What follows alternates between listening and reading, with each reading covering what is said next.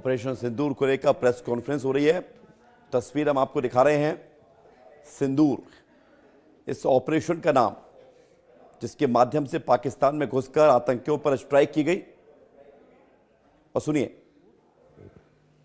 We will begin with opening statements by the three senior officers to my right here, who have been directly overseeing operations during Operation Sindoor. We have Lieutenant General Rajiv Ghai, Director General Military Operations, who will cover the aspects related to land domain. Air Marshal A.K. Bharti, to his right, Director General Air Operations, will provide insights on the air domain. And to my right is Vice Admiral A.N. Pramod, Director General Naval Operations, who will cover aspects on maritime domain. Following their briefings, we will move on to the question answer session. I now request the DGMO to commence the opening brief. Thank you, Sandeep. A very good evening to all of you, ladies and gentlemen.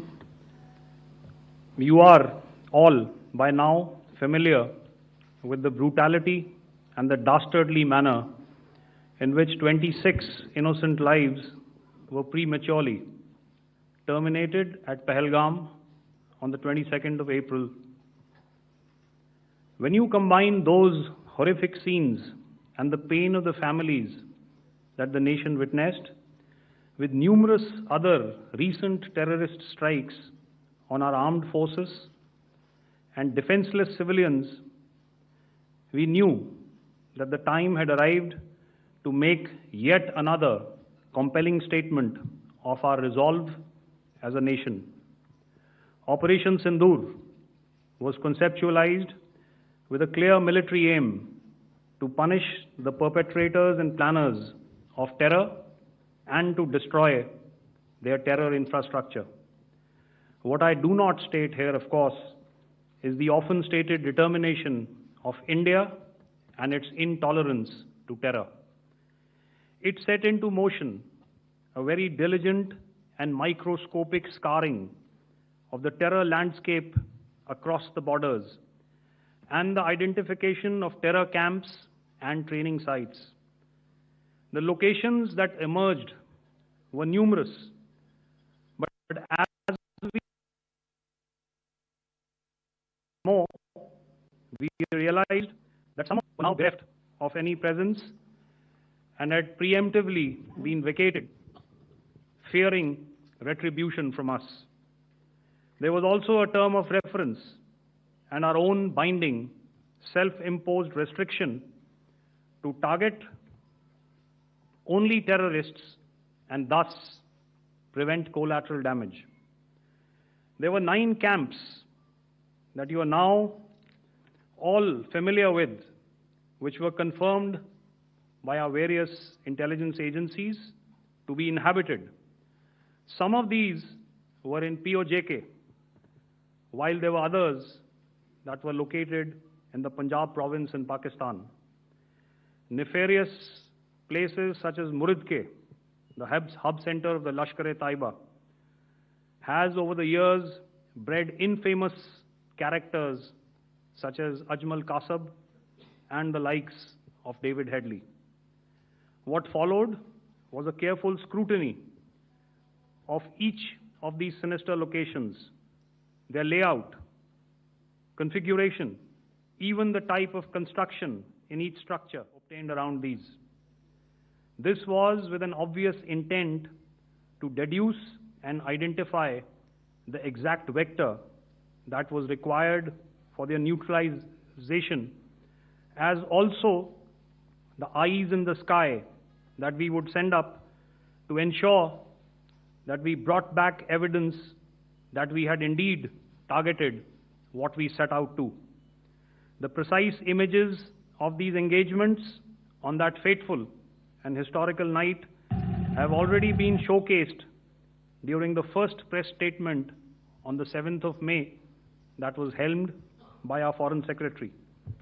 I have no doubt in my mind that we achieved total surprise, and those strikes across those 9 terror hubs left more than 100 terrorists killed, including high-value targets such as Yusuf Azhar, Abdul Malik Rauf, and Mudassir Ahmed that were involved in the hijack of IC-814 and the Pulwama blast.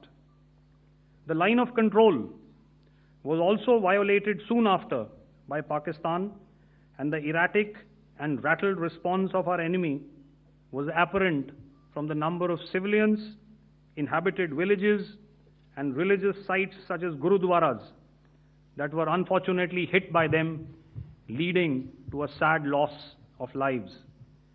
The Indian Air Force played a major part in these strikes by engaging some of these camps, and the Indian Navy provided wherewithal in terms of precision munitions. The Indian Air Force obviously had their assets up in the sky, and I will here request Air Marshal Bharti, the Director General of Air Operations, to detail for you the methodology that the men in blue adopted to successfully manifest this mission. Thank you, Rajiv. A very good evening, ladies and gentlemen.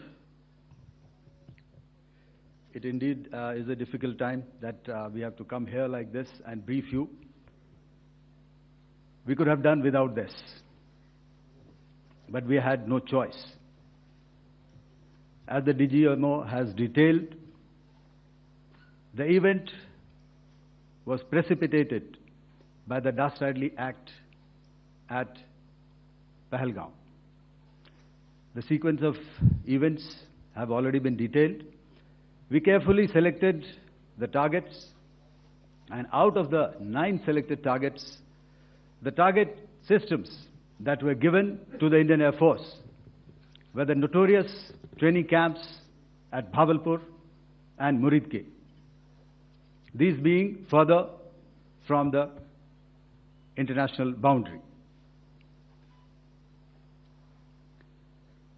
Through critical target system analysis, we analyzed what was to be done to annihilate these targets and plan to engage these targets with precision air-to-surface guided munitions so as to avoid collateral damage. The modalities of planning process I will not go through at this instant. However, what I would like to show you is the results that we achieved through our targeted airstrikes. Could I have the second slide, please?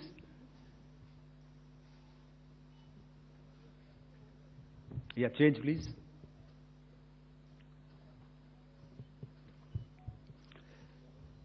Okay. This is what the terror infra at Muridke looks like.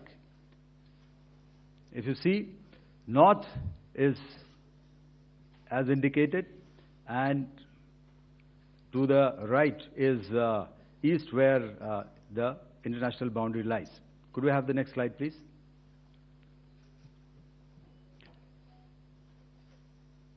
Orientating. Just go back to one slide. Okay. Please have a look at this red building, the series of buildings out here, and this empty ground. Next.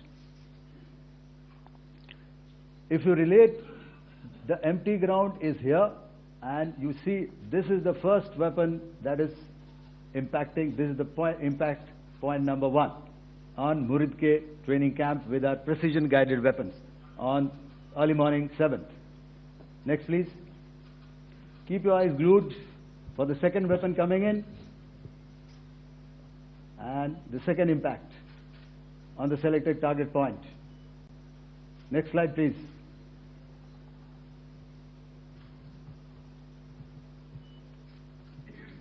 Third weapon, third impact. Continue. and fourth weapon, fourth impact. So through these targeted and precision targeting, we addressed the target at Muridke, which was the terrain infrastructure. Can you hear me? All right. Okay, I'll come closer to the mic. Now we go to the next target, which is the Bhavalpur training camp. Next slide, please. Okay, just wait. So the effect, if you see, the impact point, if I can point out, this is the impact point. The ammunition has gone through the roof and it has created a blast inside, the photographs of which you would have, all of you would have seen. And the red building, after that, there was this double-story building. It has been completely decimated by precision targeting. Next, please. The target system, which was in the north, a series of buildings. I'll show you how it looked. Next. Completely destroyed by our precision targeting. Next. Now coming to Bhavalpur, this is the target complex that we are dealing with, a fairly large target complex. So we had to carefully choose the points that we needed to address, which were high value and which would meet our stated objectives of eliminating the terrorists. I would like to draw your attention to this red canopy, and in relation to that, I would cover the targets. One target system is a series of buildings here, other one here, and other one out here. Next slide, please. This is how it looked before, and this is how the building looked after the impact of the weapon. And orientation in relation to this red canopy, you can see here. Next, please. Before, next, and after. The roofs have completely collapsed. Next. This is the target system. Next. Precision targeting, and we have achieved our objectives here. Next. All right. So that was what we did on the 7th. Our objective was to address these two terrorist camps, and that we did with precision. And thereafter, we maintained a robust air defense posture, because remember, our objective was to target the terrorists and terrorist infrastructure, not any other infrastructure, not the Pakistani military, not the Pakistani any other infrastructure. So that is what we have maintained on the 7th of May. However, what we saw in the evening of 7th of May, we were saturated with a raid of Pakistani unmanned aerial vehicles and small drones.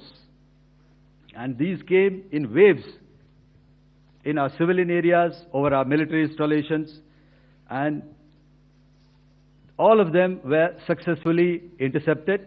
Few of them did manage to land. However, there was not much damage that they did. And we have our robust counter-US hard kill and soft kill systems which did the job. However,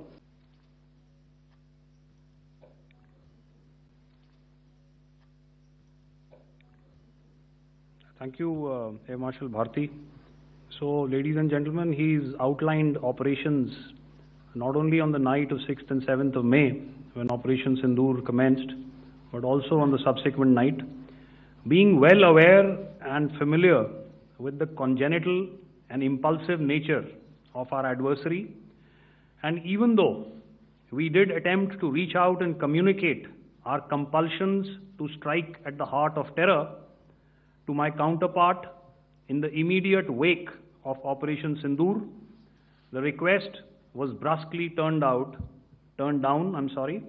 with an intimation that a severe response was inevitable and in the offing. We were, of course, prepared. Operations on the 7th and the 8th, Air Marshal Bharti spoken about. On the night of 8th and 9th of May, they flew drones and aircrafts into our airspace all across the borders and made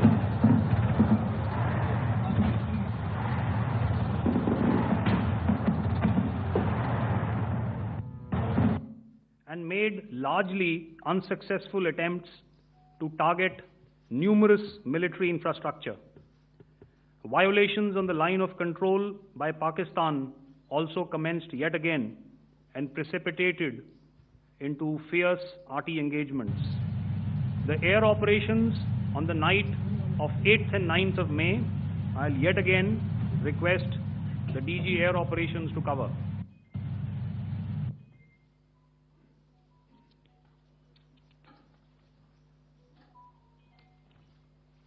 So I just covered what happened on the night of 7th and 8th. What we found that on the night of 8th and 9th, starting as early as 22:30 hours, our cities had a mass raid of drones, unmanned aerial vehicles, UCAVs, starting right from Srinagar, going down right up to Nalia. It was a mass raid in waves, and it was relentless. However, we were prepared, and our air defense preparedness ensured that there is no damage on ground or to any of the intended targets that the enemy might have planned for. The difference between 7th night and 8th night was that on 7th night, he sent in his Jihad class of UAVs, however, these UAVs can go some distance, they are armed. However, on the 8th, less numbers of armed UCAVs were there or UAVs were there, and more numbers of quadcopters, maybe for surveillance or just for harassment of civilians. This continued till midnight. Our air defense preparedness ensured that there was no damage on the ground, either to the military installations or to the civilians. However, the enemy had yet again shown that he wanted to up the ante and he wanted a fight, and we were up to the task. In a measured and calibrated response, we once again targeted his military installations, which included his SAM sites at Malirkant. This also included his surveillance radar sites at Lahore and close to Gujranwala. These were suitably addressed, and thereafter his drone attacks continued even till morning, which we countered, and during the daytime there was some respite. Here I would like to bring out another aspect. What we found was that while the drone attacks were being launched from somewhere close to Lahore, enemy had allowed his civilian aircraft to also continue to fly out of Lahore. Not only his own aircraft, but international passenger aircraft, which is quite insensitive, and we had to exercise extreme caution, even at the cost of some tactical disadvantage, to ensure that there is no damage to any of the civilian aircraft. And this was also brought out in our press briefing during the day. So I will now hand over to my colleague to cover the events of 9th onwards. On land, we also undertook certain measures such as deployment of air defense and electronic warfare assets to establish an integrated grid with the Indian Air Force, and I have seen and heard some of you wax eloquent about the benefits of such an architecture when it comes to negating and combating air intrusions. We also carried out deployment to include movement of our forces in the land, sea, and air domains. The night of the 9th and the 10th of May saw similar intrusions by drones and aircrafts. And this time, there was a concerted effort to target airfields and some very, very important logistic installations, albeit yet again unsuccessful and denied gallantly and efficiently, I must say, by the integrated Indian Air Force and Indian Army Air Defense.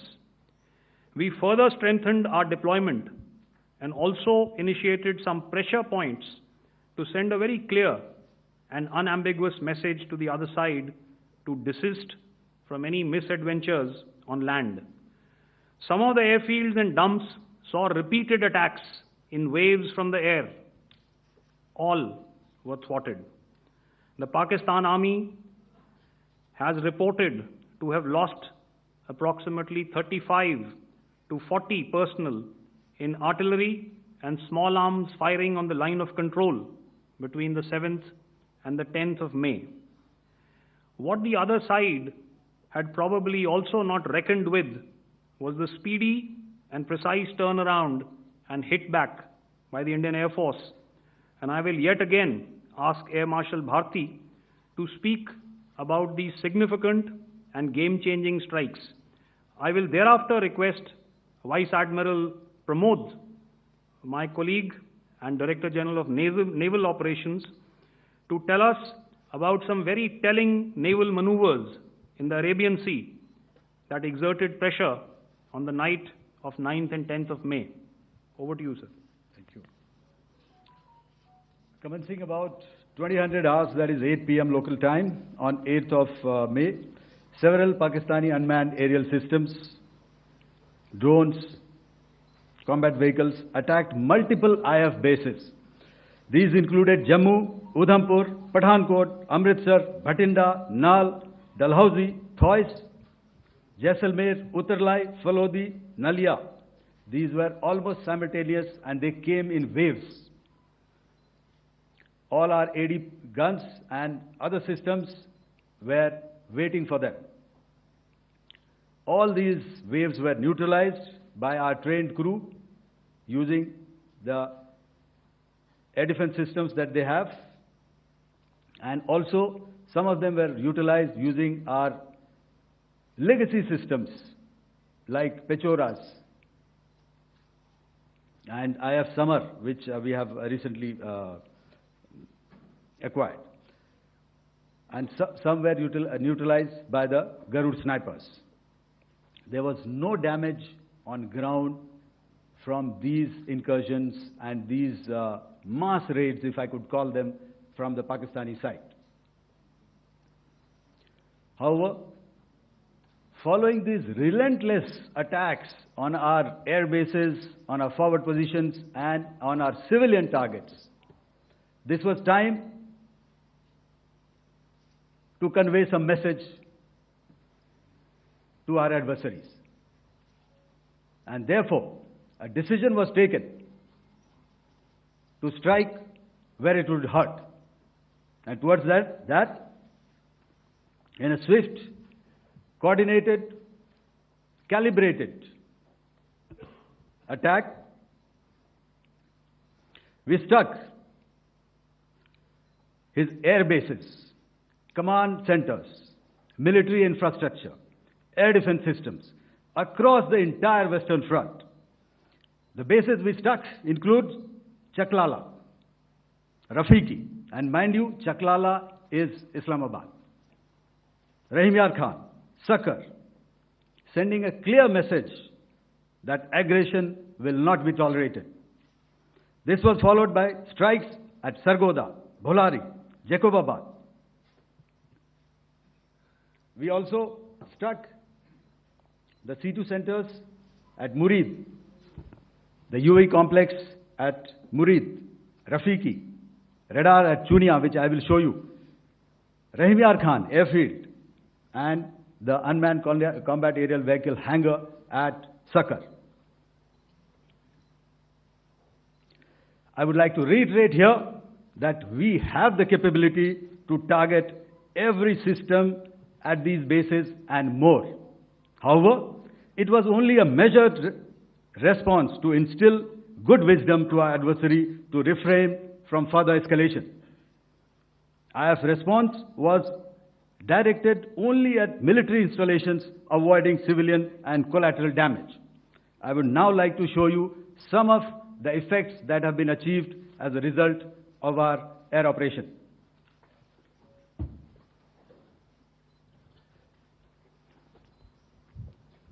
Here is the Pasrur air defense system, if you could see. Zoomed up view, this is the radar mounted on a high tower. And after the strike,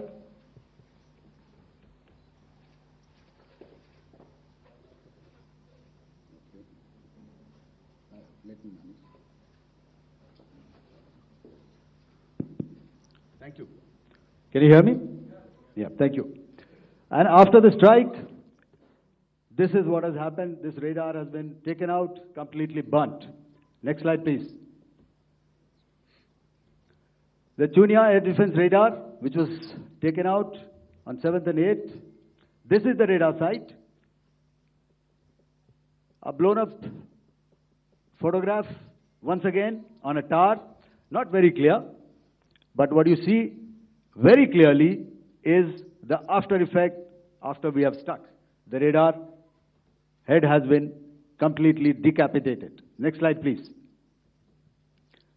Arifwala air defense radar.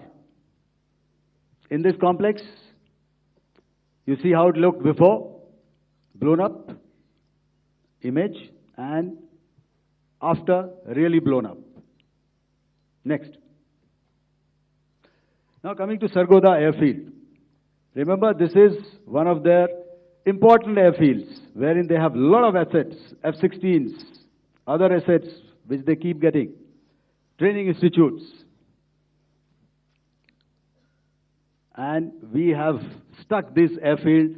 It is not, if you zoom in here, then one impact point here on the runway and second impact point of our weapon, precision weapon on the runway.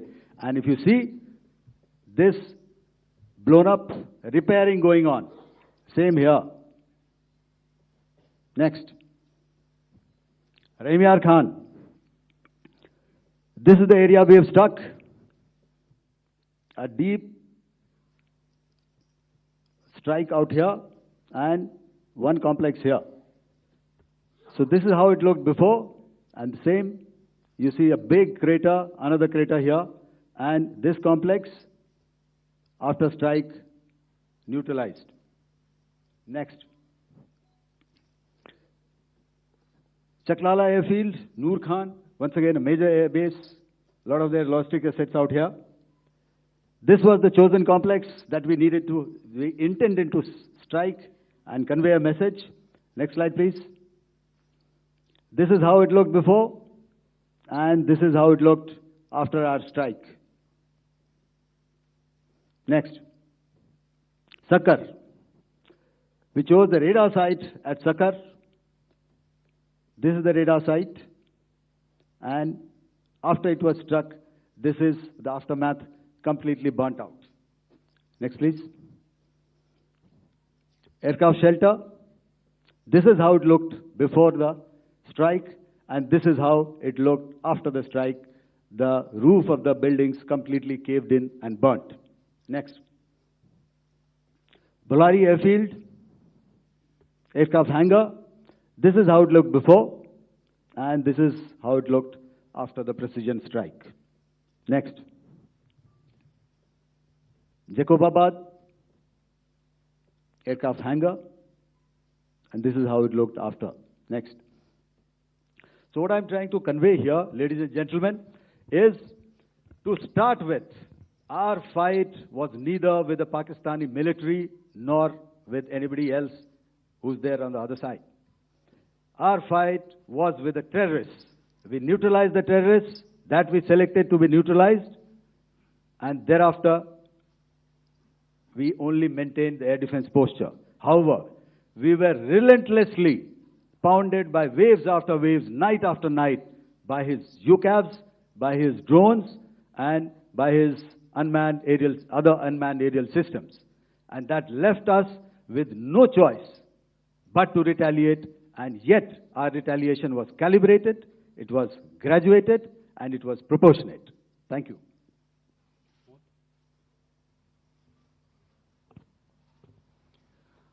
Good evening, ladies and gentlemen.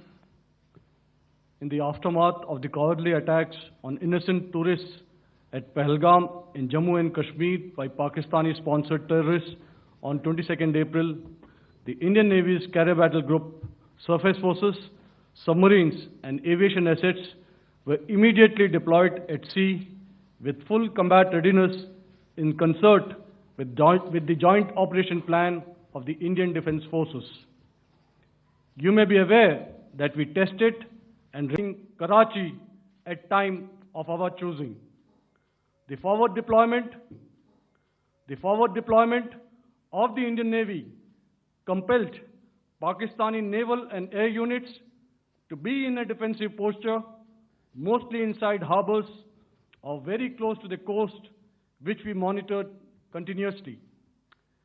The Indian Navy maintained seamless maritime domain awareness throughout the duration and was entirely aware of the location and movement of Pakistani units.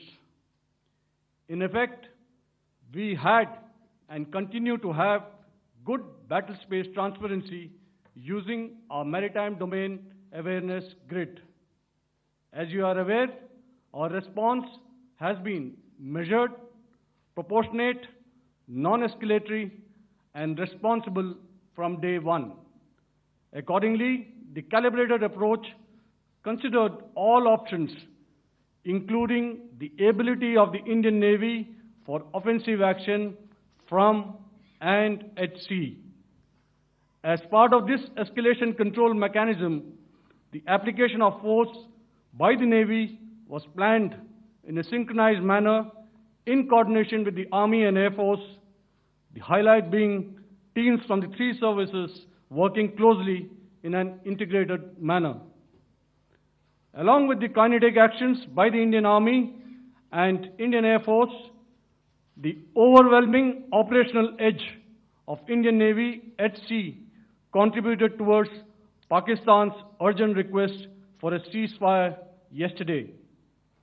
As we speak, Indian Navy remains deployed at sea in a credible deterrent posture to respond decisively to any inimical action by Pakistan or Pakistan-based terrorists. Thank you. Samno Varna, Jai Hind. Now I'll hand over to Director General Military Operations for further proceedings. Ladies and gentlemen, on the 10th of May, in the morning, even as we were getting into a huddle to wargame the events of the previous night, a routine exercise, I received a message on hotline from my counterpart in Pakistan seeking my willingness to communicate. Since our initial aim was to strike at terror camps, and all our actions in the subsequent days were in response to the intrusions and violations by the Pakistan Air Force and its army, it was decided that I would indeed speak with my counterpart. You are already aware, I've seen it being covered on national television, that my communication with the Pak DGMO was conducted at 15:35 hours yesterday and resulted in cessation of cross-border firing and air intrusions by either side with effect from 1700 hours, 10th of May, after he proposed that we cease hostilities. We also decided to further speak on the 12th of May, that's tomorrow, at 1200 hours, to discuss the modalities that would enable the longevity of this understanding. However, disappointingly, and must I add, expectedly, it took only a couple of hours for the Pakistan Army to violate these arrangements by cross-border and across the line of control firing, followed by drone intrusions across the expanse of the Western Front through last night and in the early hours of the morning today. These violations were responded to robustly and dealt with as they must be. We have earlier today sent another hotline message to my counterpart highlighting these violations of the understanding between the DGMOs on the 10th of May and our firm and clear intent to respond to these fiercely and punitively, if repeated tonight, subsequently, or later. In this regard, I must inform all of you that the Chief of Army Staff has earlier today conducted a security review and has granted full authority to our Army commanders for counter-actions in the kinetic domain in case of any violation by Pakistan. In the end, I pay my solemn homage to my 5 fallen colleagues and brothers from the armed forces and civilians who have tragically lost their lives in Operation Sindoor. Our hearts go out to the bereaved families, and we express our solidarity to them in this lifetime and beyond, at this grave juncture in their lives. Their sacrifices shall always be remembered and spoken of in glowing terms by a grateful nation. We have thus far, ladies and gentlemen, exercised, and my colleague Pramod highlighted this, immense restraint, and our actions have been focused, measured, and non-escalatory. However, any threat to the sovereignty, territorial integrity, and safety of our citizens will be met with decisive force. Jai Hind. Okay, ladies and gentlemen, we are now open for questions. All right, now since I would not know all of you, I would expect you to please raise the placard or your hand, and once I indicate, I expect you to please give out your name and the media group that you belong to. Keep your questions short so that we can take as many questions as possible.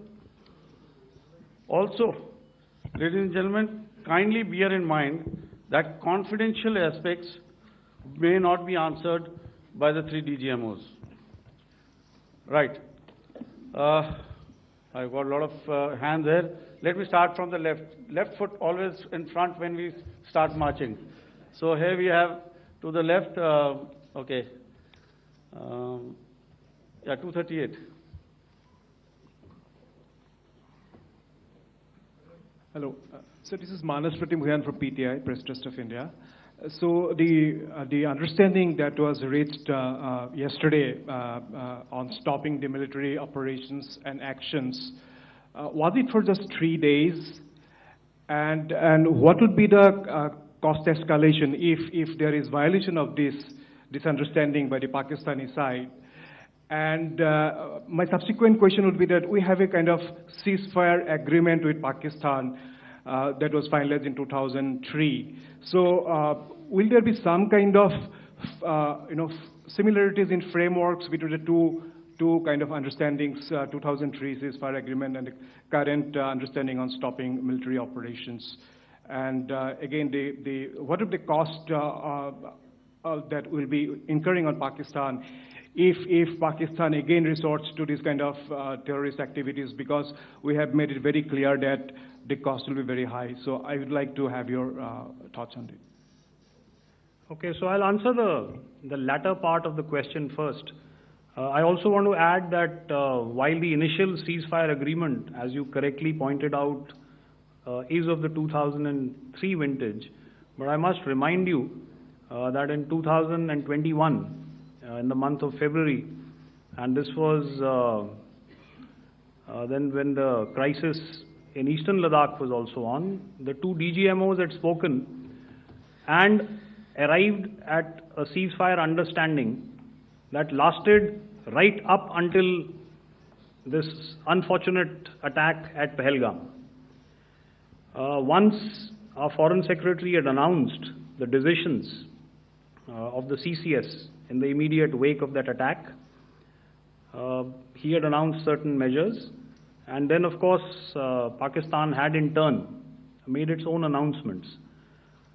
Since then, there have been certain violations of this ceasefire understanding, and of course after the 7th of May, like I pointed out during my statement, that there have been numerous violations on the line of control especially, and of course along the international boundary by the Pakistan Army and the Pakistan Air Force. This understanding that we spoke about yesterday, no, it was not for 3 days.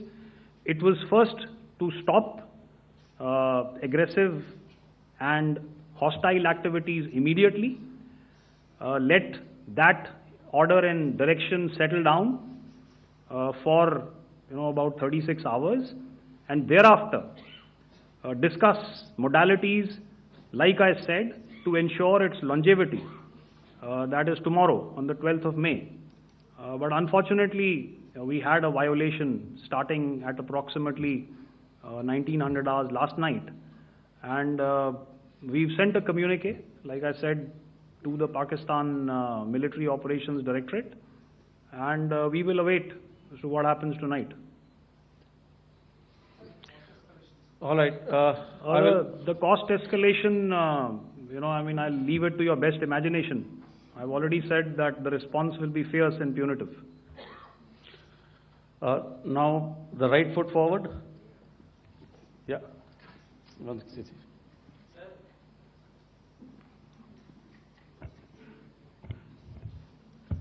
Sir, I am Ajit Dubey from ANI, sir.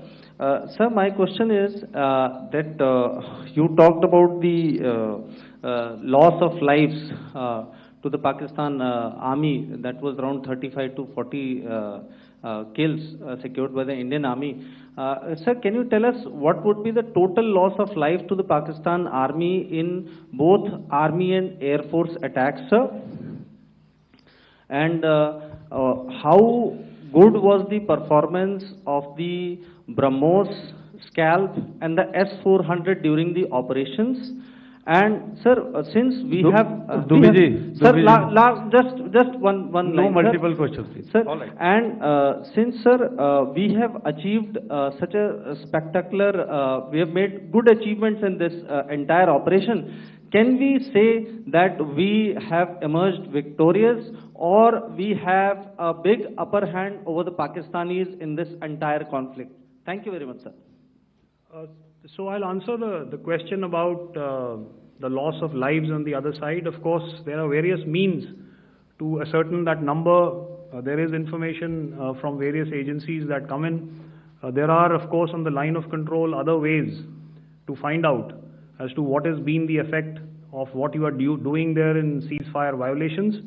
So therefore, I mentioned 35 to 40 on the line of control, and please remember that once Operation Sindoor was launched, the responses of the Pakistan Army were also on Indian Army or the Indian Armed Forces infrastructure. Let me put it that way. So that's why I did not cover casualties of the Pakistan Army, at least in the initial phases of battle, because those were not our targets. Our targets were terror-oriented, and of course later, once they launched air intrusions and air operations on our infrastructure, we've used heavier weapons, and of course there would have been casualties, but those are still being assessed. The effects of the weapons that you mentioned, I will request Air Marshal Bharti to apprise all of you about those. Good evening, Mr. Sujit. How are you? Ajit. Okay, we're meeting after some time. I never mentioned about any of the weapons that we used. Check. Okay. What I was saying, that I never mentioned of any of the weapons, the caliber that we used. All right. So we'll leave it at that. Those are matters of operational details which I would not like to go into. But suffice to say that whatever methods and whatever means we have chosen, it had the desired effects on the enemy targets. How many casualties? How many injuries? Well, to start with, our aim was not to inflict casualties, but in case there have been, it is for them to count. Our job is to hit the target, not to count the body bags. And the last part of your question, I wonder if you read out the tweet on ADG-PI at midnight once we'd done what we had to in Operation Sindoor. And that's credit to my friend here on the left. Justice has been served, Ajit. That is all that I will say. Ajit, I'll request you to, request you to, refrain putting words into his mouth. All right. Yeah, I'll come back to the left. 147. Sorry, 47. No, 47. Did I see it here or? Yeah. Good evening, gentlemen. Sorry, 147, I saw it there. Sorry. Yeah. Since I've already said 147, start please. Hi, sir. Good evening. This is Shivam Patel from Reuters News Agency. Thank you for giving me the opportunity.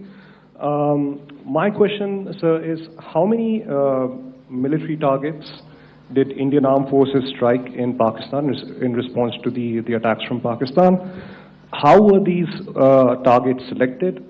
And how many troop casualties have been there in total on both sides, if you can give details? Thank you. I'm sorry, where are you? I haven't spotted his... Here's to the right. Okay. Can you just repeat that for me, please? Sure, sir. So my name is Shivam Patel. I'm from Reuters News Agency. My question is, how many military targets in total did the Indian Armed Forces strike in Pakistan in response to the attack from Pakistan? How were these targets selected? And how many troop casualties have been there on both sides, if you can? So you're speaking of the targets that I mentioned in the wake of the attack at Pahalgam, right? Military targets, after response. Yeah, I think it's amply clear to everybody here that the Pakistan army has not crossed the international boundary, neither in the plain sector nor on the line of control. So the intrusions have been in the air. There have been certain attempts on the line of control when ceasefire violations have been on to try and infiltrate and carry out and perpetrate activities that we are all very well familiar with. Whether these are by terrorists or by the Pakistan army or its special forces and commandos is difficult to say, but each of these have been effectively thwarted. So therefore, as far as engagements of military targets on the other side is concerned, I thought Air Marshal Bharti covered those very well and in detail, and he also mentioned as to how they went about targeting those. I think those images were very clear and very, very graphic in telling us as to what we needed to hit. And you'll remember right at the outset I said that we even went into what was the construction in each of these locations and therefore decided on the vector that had to be utilized. Please. Okay, if I could add to what the DGMO has said, I have already detailed the targets. Now, whether it is X numbers or Y numbers that is immaterial. And what damage have we inflicted? You have seen. What are the casualties on the other side? As I said, that is for them to count. As far as we are concerned, from the air defense side, if they had a choice, they would have definitely come in. They are fighters, there are more numbers of UCAVs. It is not that they did not intend to come in. It is only that our robust AD posture prevented them from coming in. So that must be known, and that must be realized by all the audience here. Yeah, I'll come to the left now, 24.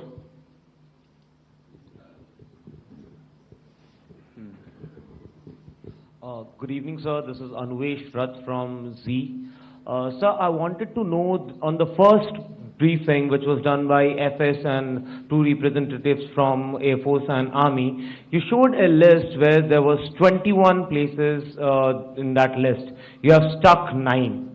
Are more operations going to be held? Is Operation Sindoor still on? And the second question, thank you, sir.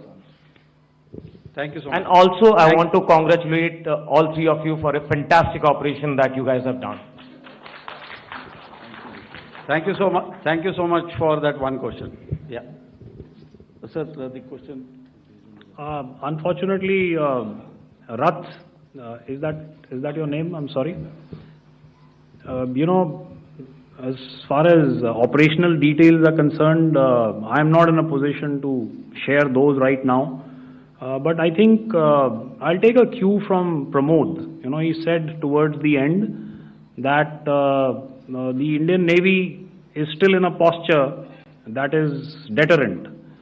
And I have already made it very clear towards the end of what I said that it's only a couple of hours ago that the Chief of Army Staff has carried out a security review and he's authorized our Army commanders to deal with violations of any kind from across the borders in a manner that they deem fit.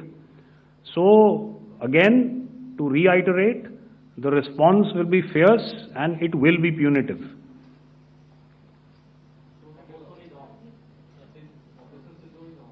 Yes. 163. I'll go back this side now. Yeah, 255. She said middle wale kya karenge? So 255. Oh, sorry. Good evening, sir. I'm Shailesh from National Defense. Please allow me, first of all, to pay my gratitude for protecting us Indians. Thank you very much. Sir, since the enemy has been talking about taking down our aerial platforms, it would be deemed fit in case we can reveal that we have taken down their fighter jets. What could be the number? Though you said that they may be not good to reveal the platforms, but since this has come from various quarters in Pakistan, so I believe that we need to answer, in case if you can, sir, if you may allow. The question is for me? Yes, sir. Okay, and if I get it right, you want to know how many of their planes we have downed? Yes, sir. Yes, sir. All right. तो देखिए, अभी आप press conference सुन रहे थे, तमाम जानकारी दी गई है। आतंकी यूसुफ अजहर को मार गिराया सेना ने। कितने आतंकी ढेर हुए, कितनी जगहों को पाकिस्तान में नुकसान पहुंचाया गया, कितना नुकसान भारत का हुआ, सब जानकारी दी गई। लश्कर तैयबा जैश ए मोहम्मद के कई आतंकियों को मार गिराया गया। ऑपरेशन सिंदूर की पूरी जानकारी दी जा रही थी, जिसकी लाइव तस्वीरें हम आपको दिखा रहे थे। प्रेस कॉन्फ्रेंस सुनवा रहे थे, मीडिया के सभी सवालों का जवाब भी देते हुए सेना प्रमुख नजर आए। भारत पाकिस्तान के बीच सीज फायर के देखिए 25 घंटे बाद तीनों सेना प्रमुख ने, तीनों सेनाओं ने प्रेस कॉन्फ्रेंस की। इसमें director general of military operation DGMO lieutenant general Rajiv Ghai और साथ ही AN Pramod, air marshal Awadhesh Kumar Bharti के ऑपरेशन में इन्होंने अंजाम दिया और ऑपरेशन सिंदूर की जानकारी दी। लेफ्टिनेंट जनरल राजीव घई ने कहा कि आप सबको पता है कि पहलगाम अटैक में किस क्रूरता से 26 लोगों को मार गिराया गया था और इसके बाद भारतीय सेना ने पाकिस्तान और POK स्थित आतंकी ठिकानों को टारगेट बनाया। इसमें दुश्मनों को भारी नुकसान हुआ है, जिसकी जानकारी दी गई है। और देखिए, आप इस प्रेस कॉन्फ्रेंस के बाद हमारे साथ पैनल भी मौजूद है। विस्तार न्यूज के एडिटर इन चीफ, हमारे editor in chief Brajesh Rajput ji भी मेरे साथ जुड़ गए, उनसे भी समझने का प्रयास रहेगा।